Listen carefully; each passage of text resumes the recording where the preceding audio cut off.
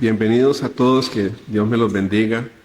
Vamos a continuar con la serie en el libro de Santiago, capítulo 3, estamos. Capítulo 3. Vamos a leer del 13 al 18. 13 al 18, y vamos a enfocarnos en los últimos versículos 17 y 18. Pero para repasar vamos a leer todos esos versículos del 13 al 18. Vamos a leer. Dice así: ¿Quién es sabio y entendido entre vosotros? Muestre por la buena conducta sus obras en sabia mansedumbre. Pero si tenéis celos amargos y contención en vuestro corazón, no os jactéis ni mintáis contra la verdad, porque esta sabiduría no es la que desciende de lo alto, sino terrenal, animal, diabólica. Porque donde hay celos y contención, allí hay perturbación y toda obra perversa. Y esos son los versículos que vamos a enfocarnos hoy. Dice: pero la sabiduría que es de lo alto es primeramente pura, después pacífica, amable, benigna, llena de misericordia y de buenos frutos, sin incertidumbre ni hipocresía, y el fruto de justicia se siembra en paz para aquellos que hacen la paz. Vamos a orar y pedirle a Dios que nos hable en su palabra. Oremos. Señor, te damos muchas gracias porque podemos rendirte este culto, Señor. Esperamos que te agrada, lo hacemos de todo nuestro corazón, Señor. Perdona nuestros pecados, perdona nuestras deficiencias, Señor. Y ahora, Padre, ilumínanos con tu palabra, tu Espíritu Santo, Señor, para que tu palabra nos transforme en hombres y mujeres de Dios, hombres consagrados a ti, Señor, hombres que te aman, hombres que aman su familia, sus esposas, mujeres que respetan a sus maridos, Señor. Te damos gracias y pedimos que tu Espíritu Santo, Señor, abra nuestro corazón y nuestra mente para recibir tu palabra y ponerla en práctica en nuestras vidas. No queremos ser oidores solamente, Señor, sino hacedores de tu palabra. En el nombre de Jesús. Amén.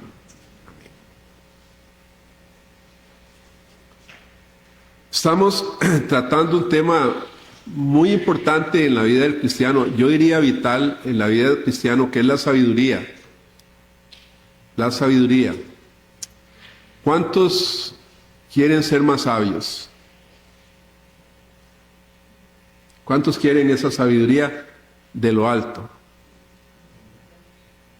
¿Verdad? Es una sabiduría que todos anhelamos, debiéramos anhelar. Es un tema que todos debiéramos buscar, ser sabios con la sabiduría de lo alto, porque recuerden que vimos que hay dos sabidurías. El mundo también tiene sabiduría. El mundo tiene sabiduría, pero Santiago la describe como terrenal, animal, diabólica. Es una sabiduría que muchas veces la envidiamos, ¿verdad? Y nosotros queremos tener esa sabiduría del mundo. Pero esa sabiduría, hermanos, al final no es la que nosotros deberíamos anhelar. Hemos visto anteriormente que una persona sabia en el Señor, se conoce por su carácter amable y su carácter humilde. O sea, normalmente una persona sabia en el Señor es amable y humilde. Son dos características que tiene una persona con sabiduría de lo alto. Pero vimos también la semana pasada que hay dos obstáculos que son invisibles porque están escondidos en el corazón de nosotros, de cada persona. Son dos obstáculos que afectan el crecimiento en sabiduría. Y estos dos obstáculos son alimentar celos amargos, que ya vimos lo que eso significaba, y contenciones o ambiciones egoístas. Además, la semana pasada vimos el contraste entre la sabiduría del mundo, la sabiduría que es del mundo, y la sabiduría que es de Dios o la sabiduría de lo alto. Ahora, y para que nos quede más claro, hermanos, de lo que es esa sabiduría que viene de Dios, que viene de lo alto, y que no la debemos confundir, como dije, con la sabiduría del mundo, Santiago nos va a dar 7 características de una sabiduría genuina, una sabiduría que realmente viene de Dios.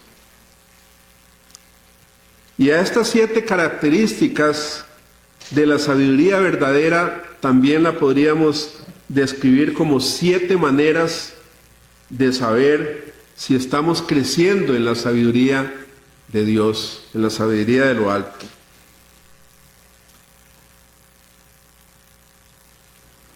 Vimos la vez pasada que uno puede, en la sabiduría del mundo, usted puede llegar a tener títulos, muchos títulos, cuadros de honor, fama, pero esa sabiduría no es la de Dios, y normalmente esa es la sabiduría que todo el mundo busca, ¿verdad? Esa sabiduría de tener títulos, posición, fama, etc. Pero esa no es la sabiduría que habla Santiago. Entonces, esas 7 características vamos a verlas hoy. Y la primera característica es que la sabiduría de Dios es, ¿qué dice? Es, versículo 17, es pura, en primer lugar. Primeramente dice, primeramente la sabiduría de Dios es pura. ¿Qué significa eso?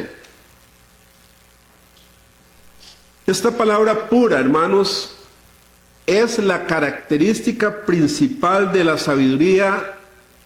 De ahí que Santiago nos la presenta en primer lugar. La sabiduría de Dios es pura.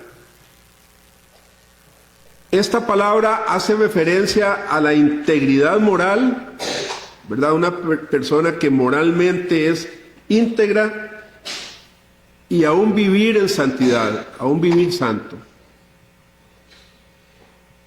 Es lo opuesto a la sabiduría del mundo. Recordemos que esta sabiduría del mundo es descrita en el versículo anterior, en el versículo 16, porque donde hay celos y contención, ahí hay perturbación y toda obra perversa.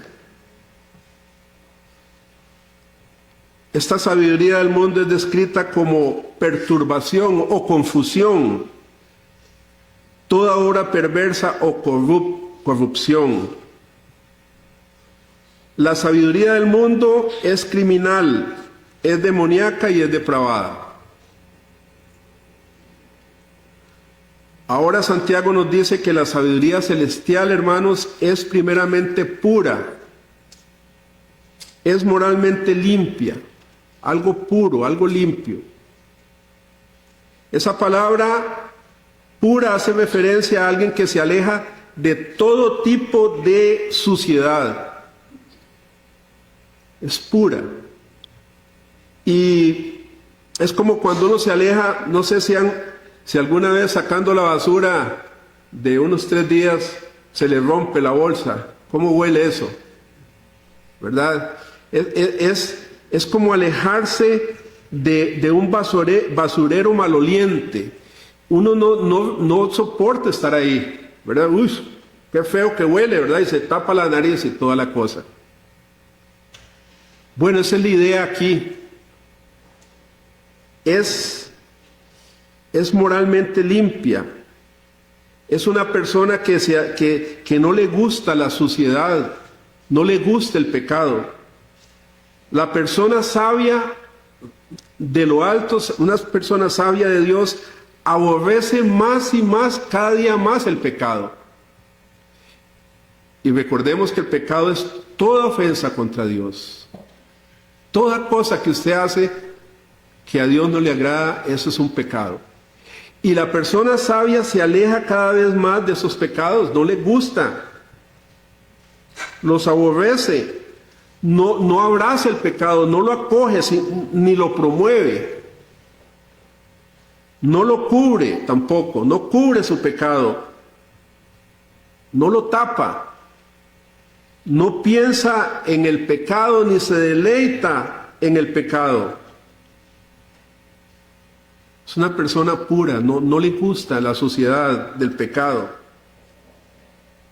La persona que está creciendo en sabiduría, hermanos, siente que el pecado cada vez es más asqueroso desde su punto de vista, no le agrada, porque está creciendo más y más en pureza. Entonces, obviamente la pureza y la suciedad no están juntas.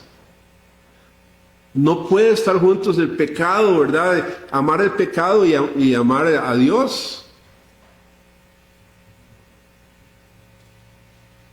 Dicho de otra manera, el creyente que desea ser puro, hermanos, si no odia el pecado como Dios lo odia, entonces estará en el camino equivocado para encontrar o demostrar sabiduría de lo alto. Así que la pureza es el primer indicador para determinar lo que es sabio y lo que no es sabio. Usted puede preguntarse, por ejemplo, ¿es esto puro? ¿Es esto que voy a hacer puro? ¿Es limpio lo que voy a hacer? ¿Es justo? Y si no lo es, si usted sabe que lo que va a hacer no es puro, no es limpio, no es justo, entonces usted ni siquiera necesita orar preguntándole a Dios si es una decisión sabia la que va a tomar o no es sabia. No necesitamos orar, por ejemplo, así: Señor, realmente necesito tu sabiduría para saber si debo pagar los impuestos o no los debo pagar. ¿Para qué? O sea, usted no necesita orar así. Usted sabe que si no paga los impuestos, usted no está haciendo algo limpio. Usted no está haciendo algo puro ni justo.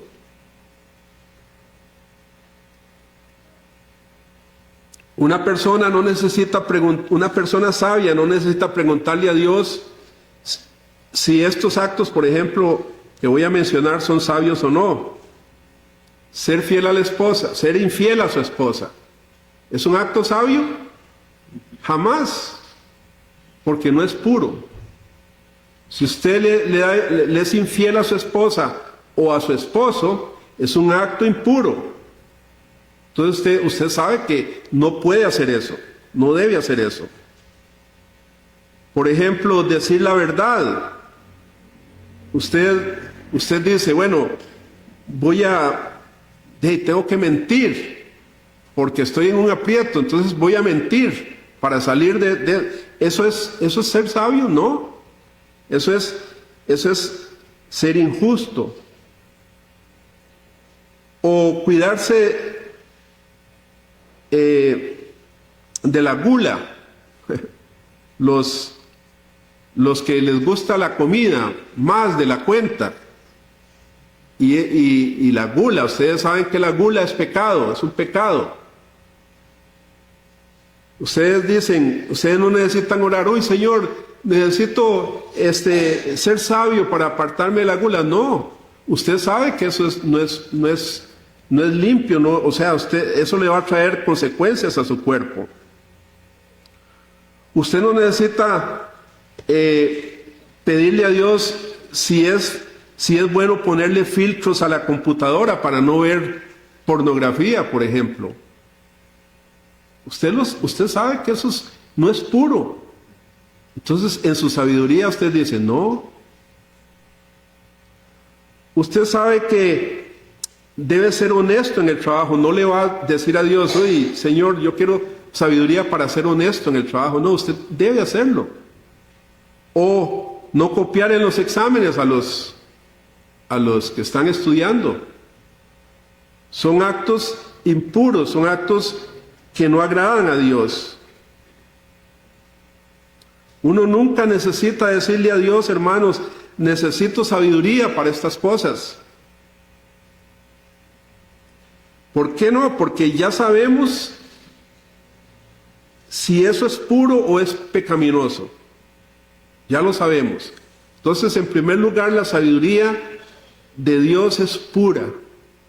Y usted bajo ese filtro, filtra su vida, filtra el mundo, ¿verdad? ¿Es esto puro o no es puro? ¿Es justo lo que voy a hacer o no? Hermanos, la sabiduría de Dios nos va a alejar de la impureza. Si usted es un hombre sabio, una mujer sabia, lo va a alejar de la impureza. Leí de una muchacha casada que tuvo una relación con un hombre casado también. Ambos decían ser creyentes e iban a la iglesia. Imagínense. Ella le dijo un día al pastor, yo estaba tan lejos del camino de la sabiduría, dice, estaba tan ciega, que hasta leía la Biblia y oraba antes de cometer el adulterio. O sea, se ponía a orar, Señor, perdona, y después iba a cometer adulterio. Estaba ciega, como dice ella. Hermanos, uno no necesita orar por sabiduría para hacer ciertas cosas. Uno sabe que está mal. Porque la sabiduría de Dios siempre va a ser pura, hermanos. Siempre. Y va a ser justa. Entonces, hermanos, si usted quiere crecer en sabiduría de Dios, puede hacerse esta simple pregunta en cuanto a sus pensamientos, a sus palabras, a sus acciones. ¿Es esto puro que voy a hacer? Mientras pienso esto o digo esto, ¿estoy permaneciendo puro? ¿Estoy siendo justo? Hermanos, esto ayuda mucho para vivir sabiamente en este mundo, en esta tierra, para vivir sabiamente en nuestra vida. Es por eso que Santiago pone la pureza primero. La sabiduría que viene de lo alto, dice Santiago, es primeramente pura. Es el filtro perfecto. La sabiduría de Dios siempre es pura y es limpia. Amén. Pensemos en esto, hermanos, en nuestro andar diario, nuestra vida diaria. Esto es práctico, es de la vida diaria, ¿verdad? ¿Es puro lo que estoy haciendo? ¿Es justo? Y si la respuesta es no, no es justo, apártese de eso. Ni coquetee siquiera con eso. Un programa de televisión, una película media rara, día de esto estuvimos hablando de la música, ¿verdad? Alguien hacía una pregunta, ¿es bueno escuchar música del mundo? ¿Verdad? Alguien preguntó. Y la respuesta, hermanos, es siempre, ¿es puro lo que estoy oyendo? ¿O estoy oyendo a, ¿cómo es? Se llaman esos cantantes, no sé, Bad Bunny. ¿Son puras esas canciones? ¿Está bien escucharlas? Obviamente no, porque son canciones terriblemente sucias, no son limpias. En segundo lugar, dice Santiago que la sabiduría de Dios es pacífica. ¿Qué es eso? Podríamos traducir esa palabra pacífica como una persona que ama la paz, amante de la paz es pacífica. Esta palabra al venir después de la pureza no se refiere a la persona que es amorosa, que deja la verdad para poder vivir tranquila. No sé si me explico. Este amante de la paz es una persona que no cede ante el pecado para mantener la paz. Muchas personas, para mantener la paz, dicen, mejor no digo nada para no ofender. Si digo algo que es la verdad, pero va a ofender a otro, mejor me quedo callado. Eso no es lo que Santiago está hablando aquí. Y muchos, los ticos, somos buenos para hacer esto, ¿verdad? Para mantener supuestamente la paz, no decimos la verdad, las cosas, por no ofender. Pero Jesucristo dijo que su verdad nos traería la paz. Perdón, su verdad no traería la paz. La verdad de Cristo no traería la paz, sino espada. Él dijo en Mateo 10:34 que su evangelio traería problemas entre familiares. El creyente muy probablemente, hermanos, experimente problemas en vez de paz. Sin embargo, tal como dijo un griego, un erudito griego, dice, esta palabra pacífico se refiere a una persona que le hace frente al pecado, ¿verdad? No va a tapar el pecado, le hace frente al pecado y al hacerlo dice, tiene hambre de paz, anhela curar las divisiones por medio de un consejo sabio. No es alguien que crea conflictos, sino que su deseo y sus obras demuestran que busca la paz, pero con la verdad, sin tapar la verdad. Y esto es todo lo contrario, hermanos, a una persona que es contenciosa, que se queja de lo que hacen los demás, personas quejosas, que va a imponer sus gustos sin importar lo que piensan los demás. Esa persona no es pacífica, la que impone sus gustos. Yo quiero que se hagan así las cosas como yo quiero. Una persona pacífica, aunque no va a ceder al pecado, hermanos, y aún puede crear conflictos y ser perseguido por su fe, siempre va a buscar la armonía en humildad. Siempre. Va a trabajar en la reunificación de las personas en conflicto. Va a ser un pacificador o una pacificadora. Va a buscar la resolución de los problemas, aunque eso signifique que tenga que salir perdiendo en algunos aspectos. Porque la paz y nuestro testimonio de Cristo es más importante que nuestro orgullo o cosas materiales. Bienaventurados, dijo Jesús, los pacificadores, porque de ellos es el reino de los cielos. Una persona sabia, hermanos, recuerden, es pura y es pacífica.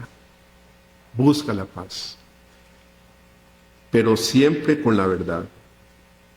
En tercer lugar, la sabiduría, dice Santiago, versículo 17, es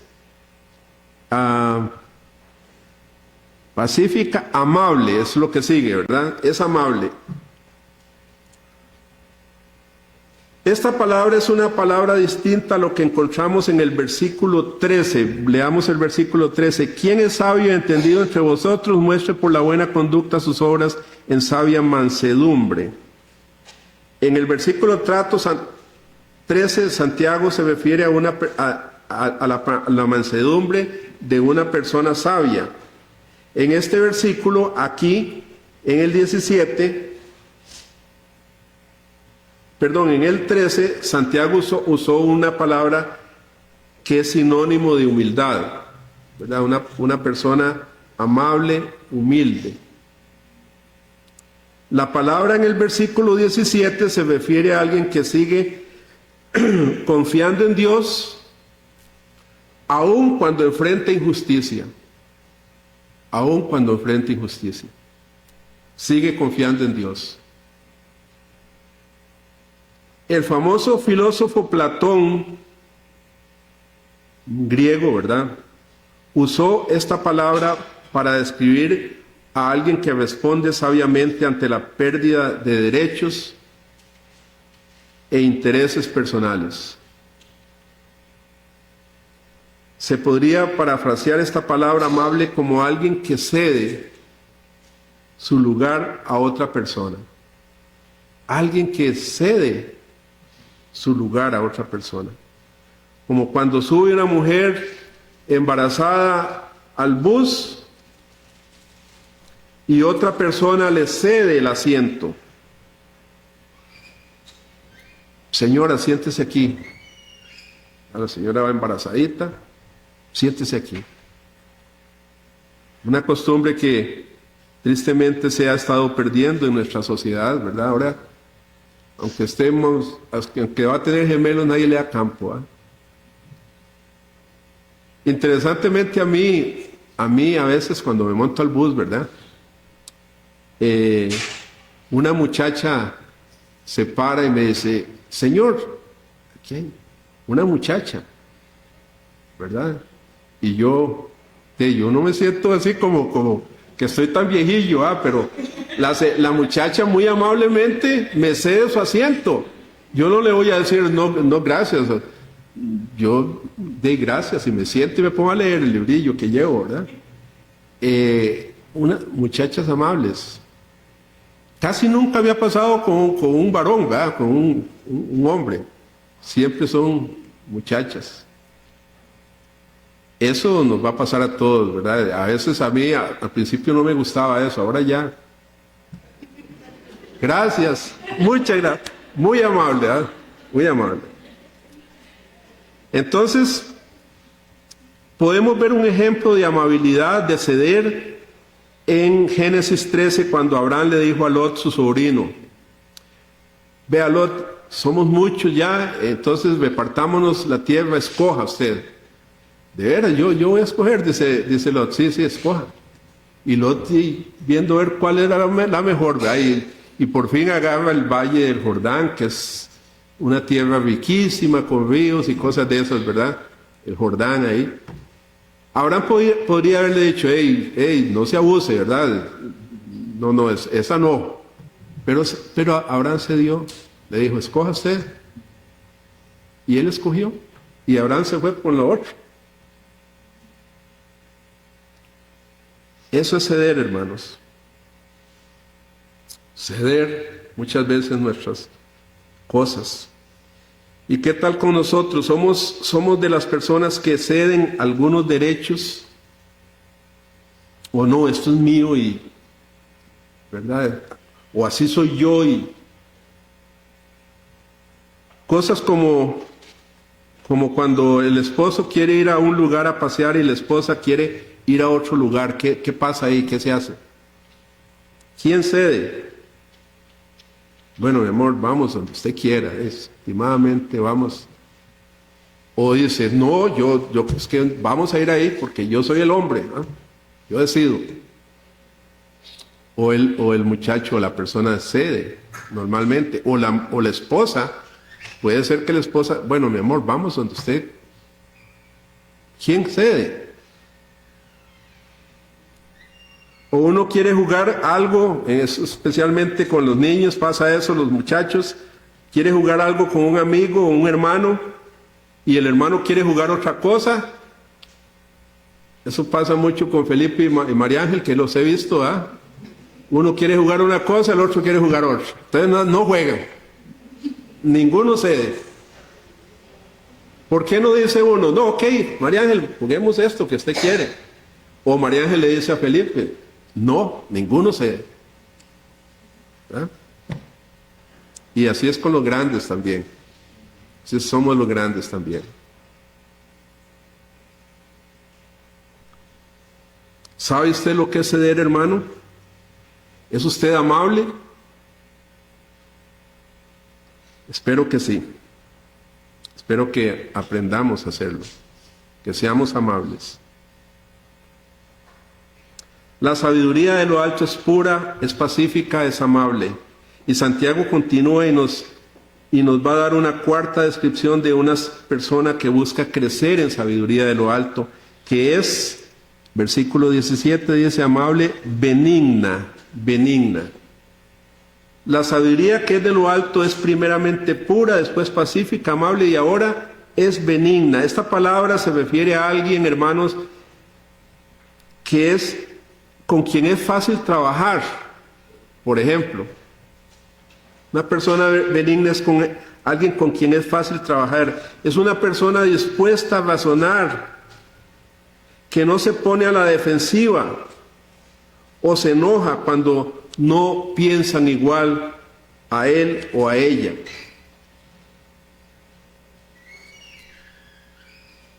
No es una persona que no va a imponer sus gustos sin importar lo que piensen los demás. ¿Verdad? Es una persona con la que una persona, no sé si han tenido así contacto con personas con las que usted se puede poner de acuerdo rápidamente. Hacemos esto y sí, hagámoslo. Hacemos sí, hagámoslo. Usted se pone de acuerdo rapidito. Sí, pero mira, pensemos tal cosa, sí, pensemos eso, pero hagámoslo. Y usted puede trabajar con ella. Es alguien razonable, en otras palabras. En los días de Santiago, esta palabra benigno se usaba en un contexto militar para describir a alguien que obedecía las órdenes de sus superiores sin cuestionarlas. El militar, ¿verdad? El general le decía, ¿recuerdan aquel pasaje de Jesús que si yo le digo a mi siervo que haga tal cosa, él lo hace? ¿Verdad? Sin cuestionar. Cuando Jesús iba a sanar, que le pidió que sanara a su siervo, le dice, no, Señor, si usted con solo que diga, él va a ser sano.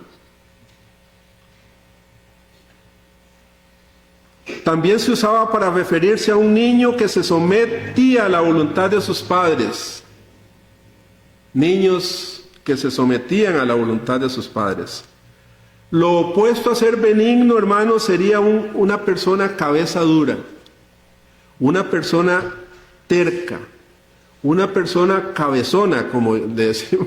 Yo acostumbro, ¿verdad? Es que es cabezón, ¿verdad? Esas personas que usted no puede ponerse de acuerdo con ella nunca, porque usted dice blanco, ella dice azul.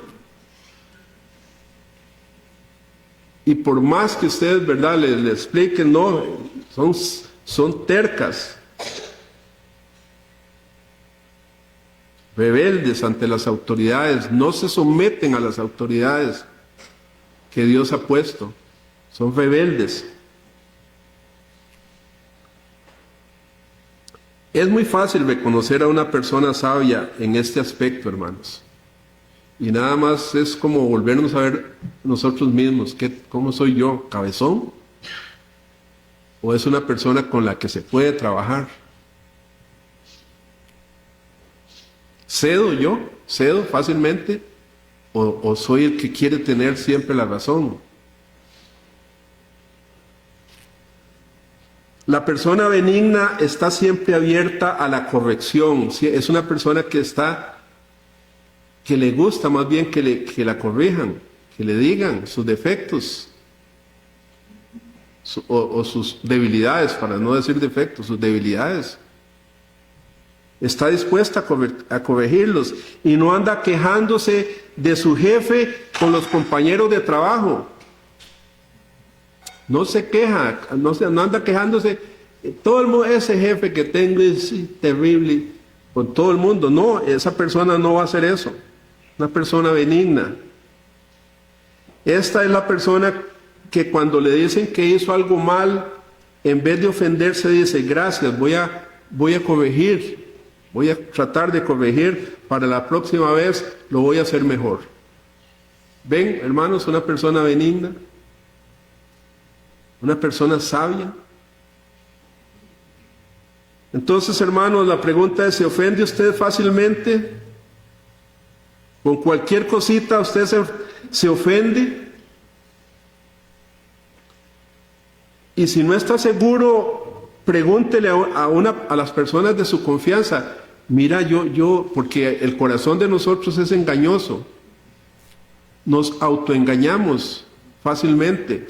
Pero pregúntele, hermano, ¿qué tal? ¿Qué tal me ves de carácter? Yo me ofendo fácilmente. Y la persona que la quiere le va a decir sí. ¿O no? No, más o menos.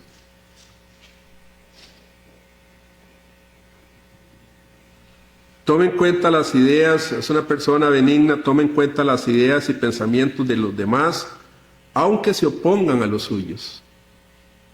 Es una persona sabia, hermanos. Considera la crítica, la buena o la mala, porque siempre hay algo que aprender de la crítica. Nadie lo sabe todo, nadie lo sabemos todo. Entonces, hermanos, esto significa ser benigno. El siguiente punto dice, el versículo 17, que la sabiduría de lo alto es llena de misericordia y de buenos frutos. Llena de misericordia y de buenos frutos, hermanos. Esta característica de la sabiduría que es de lo alto es doble aquí. Dice que está llena de misericordia y buenos frutos. Buenos frutos. Y es que la misericordia, ustedes lo saben, hermanos, no es solo sentir la necesidad de los demás, sino también suplir las necesidades de los demás. La misericordia no es solo un sentimiento, es una acción. Es una acción. La misericordia siempre se demuestra, y una persona que está creciendo en sabiduría crece también en misericordia. Es una persona misericordiosa normalmente.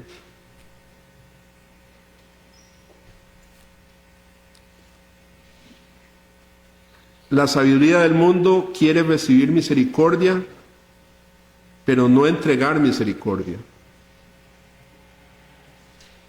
La misericordia se demuestra siempre, como el ejemplo de José, cuando era primer ministro en Egipto, en Génesis 45. José, cuando finalmente sus hermanos que lo habían vendido como esclavo estaban bajo su dominio, decidió mostrarles más bien misericordia en vez de venganza. Podía haberse vengado de sus hermanos y a los ojos de cualquiera diría, está bien, no ver cómo lo trataron. Pero José,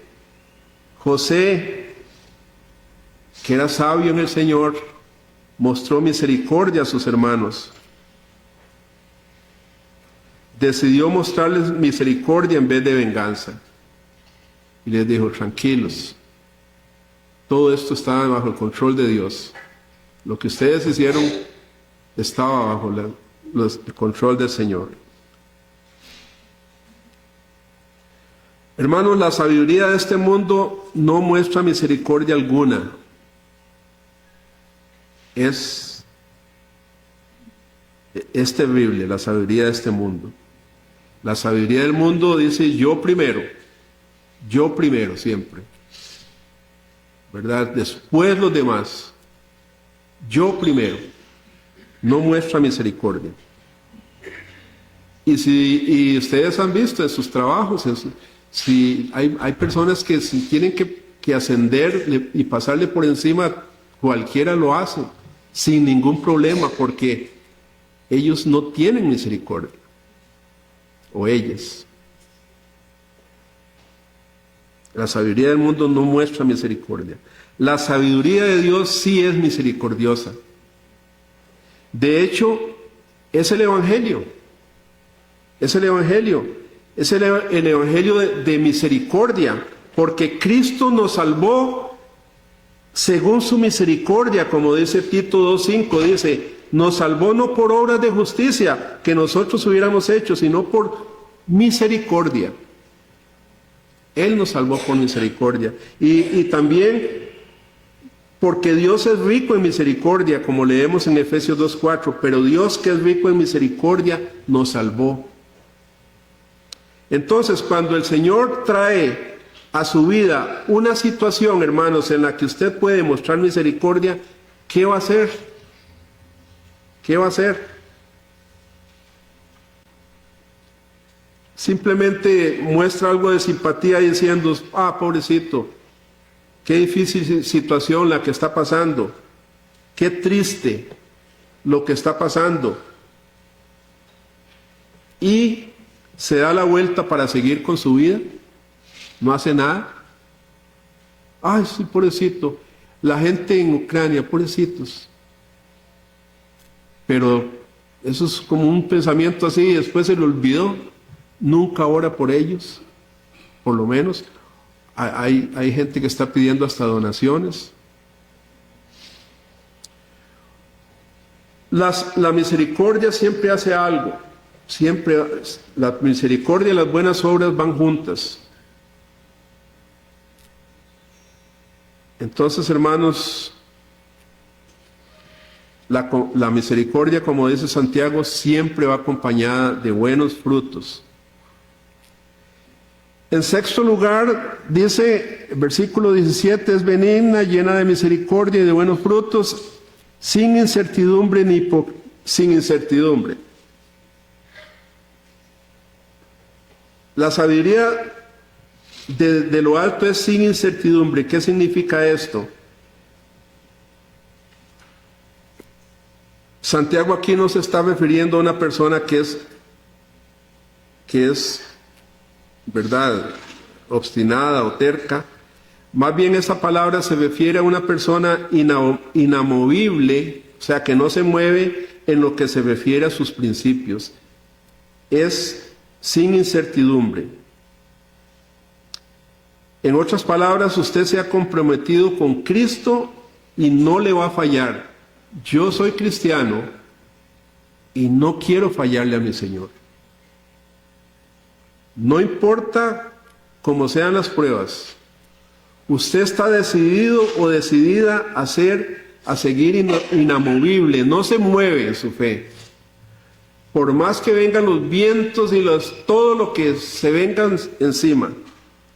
Por ejemplo, usted se compromete a ser puro hasta el matrimonio y se niega a ceder a la tentación. Es una persona inamovible, sin incertidumbres, no tiene dudas. Usted se compromete a serle fiel a la esposa y va a permanecer firme aun cuando sienta que hay otra persona que podría amarlo más o apreciarlo más que su esposa actual. Usted se va a mantener inamovible ante esa prueba o tentación. Usted va a ser fiel y va a hacer todo lo posible para no ceder ante la tentación. Usted va a buscar consejería, va a buscar a su pastor, etcétera, pero usted se muestra inamovible. No va a vacilar si ir o no a ese lugar que sabe que le dañará, que dañará su testimonio. Hay muchas personas que nos invitan a ciertos lugares que podrían dañar nuestro testimonio. Y usted, si es una persona sin incertidumbre, usted está segura, no puedo ir ahí. No debo ir ahí. Eso va a dañar mi testimonio.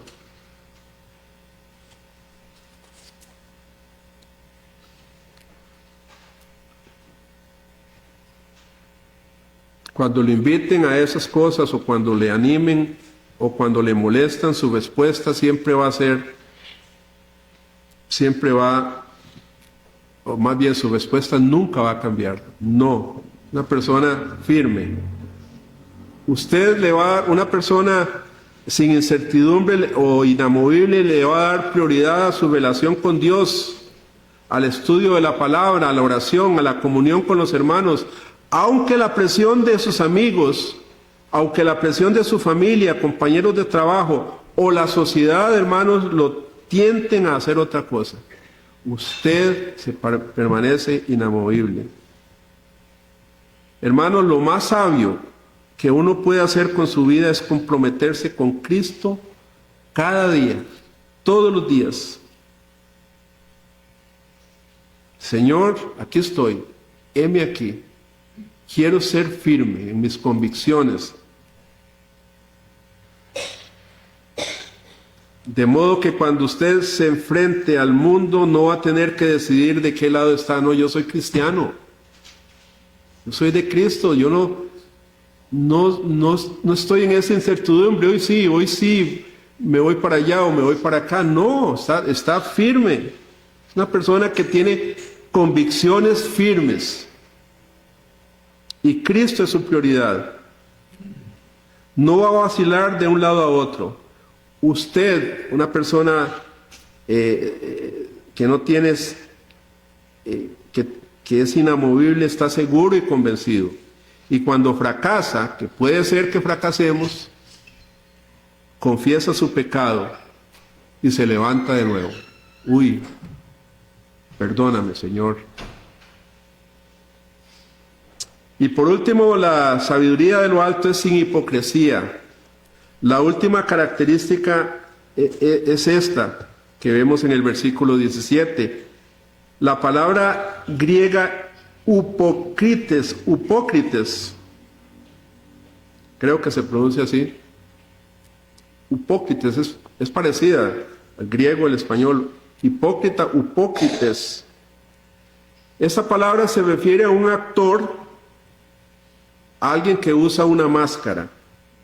En los días de Santiago, los actores griegos, los artistas griegos, los actores, no se cambiaban de ropa para interpretar a otro personaje, sino que usaban diferentes máscaras. Tenían varias máscaras. Santiago dice que la sabiduría de Dios no usa máscaras. Y en eso somos muy buenos muchas veces, ¿verdad? También ponemos diferentes máscaras en diferentes situaciones en que estemos. Eso es hipocresía.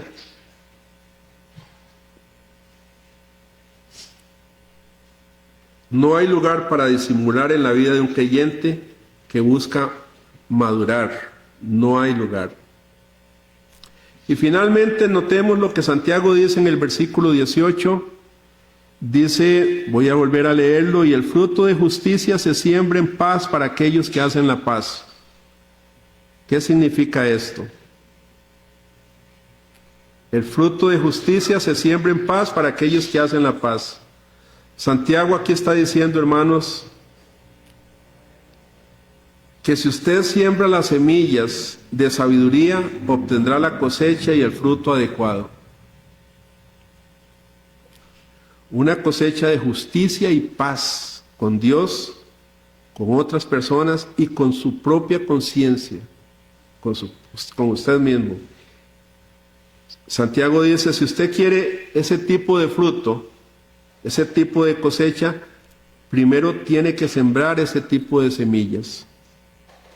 Hermanos, es muy bueno que Santiago haya escrito en el capítulo 1, versículo 5, y si alguno tiene falta de sabiduría, pídala a Dios. Esa sabiduría de lo alto, esa sabiduría que hemos venido hablando. Si usted tiene falta de sabiduría, pídala a Dios. Pídala a Dios. Y como a todos nos falta sabiduría, hermanos, si somos sinceros, a todos nos falta sabiduría, pidámosla a Dios. Pidámosle a Dios que nos la dé, esa sabiduría que viene de Él. Como verá, uno le está diciendo a Dios, Señor, planta esa semilla para que pueda crecer en sabiduría y demostrar esos frutos que sean agradables a Cristo y que sean un buen testimonio para el mundo. Necesitamos, Señor, esa sabiduría, esos frutos que son puros, pacíficos, amables, benignos, llenos de misericordia y buenos frutos, y sin incertidumbre e hipocresías. Esa, hermanos, es la sabiduría que nosotros debemos anhelar y pedirle a Dios todos los días. Esa es sabiduría. Eso es saber vivir en este mundo. Y usted va a evitarse muchos problemas. Y si se los trae, son problemas espirituales, ¿verdad? Son problemas porque la gente no nos entiende. Así que, hermanos, oremos para que Dios nos dé sabiduría. ¿Cuántos quieren sabiduría aquí? Amén. Todos, hermanos. Todos debemos orar que Dios nos dé sabiduría, no solo porque queremos un poco más de ella, sino porque, hermanos, no podemos vivir una vida cristiana sin la sabiduría de Dios. No podemos vivir así. Nos llenamos de muchos problemas si no vivimos con la sabiduría de lo alto. Amén. Vamos a orar, hermanos. Padre nuestro que estás en los cielos, Señor Dios Todopoderoso, grande, infinito, altísimo, Señor, te damos gracias por tu palabra, porque tu palabra, Señor, nos enseña a vivir en un mundo, Señor, oscuro, un mundo oscurecido por el pecado. Tu palabra, Señor, nos ayuda a ver la luz. Queremos pedirte, Señor, sabiduría, porque todos necesitamos esa sabiduría de lo alto. Todos estamos faltos muchas veces por nuestro carácter, nuestra forma de ser, Señor, que a veces la hemos aprendido y la hemos heredado de un mundo, de la sabiduría de un mundo que dice, vénguese, no le aguante nada, no ceda nada, usted primero. Señor, eso es lo que dice el mundo, pero tu sabiduría dice otras cosas, Señor, que hemos aprendido hoy. Ayúdanos, Señor, a ser amables, a ser, Señor, puros,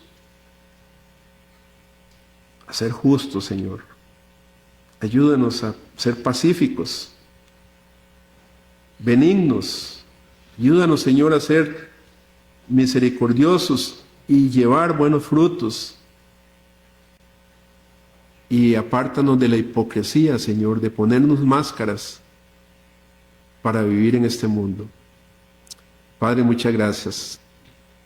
Llénanos de tu Espíritu Santo, Señor, día con día. Llénanos, Padre, de tu amor y tu misericordia. En el nombre de Jesús te lo pedimos, Señor. Amén y amén.